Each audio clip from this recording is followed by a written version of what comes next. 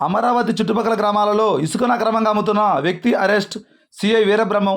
ఇక పూర్తి సమాచారం మేరకు పల్నాడు జిల్లా పెదకూరపాడు నియోజకవర్గం అమరావతి మండల పరిధిలోని పలు గ్రామాలలో మేకల లక్ష్మణరావు తండ్రి ప్రసాద్ 36 సంవత్సరాలు, లేమెల్ల గ్రామం అను వ్యక్తి మండల పరిధిలోని తీర ప్రాంతాలలో ఇసుకను అక్రమంగా వెలుగుతీసి ఎక్కువ మొత్తంను ఉంగుటూరు శివారి ప్రాంతంలో నిల్వ ఉంచి అమ్ముకొంటున్నట్లుగా ఎక్కువ లాభాలు గడుస్తున్న క్రమంలో సదరు వ్యక్తిని గురువారం సాయంత్రం 6 గంటల సమయంలో భాగంగా అరెస్ట్ చేసినట్లుగా అమరావతి సిఐ వీరబ్రహ్మం మీడియాకు తెలిపారు.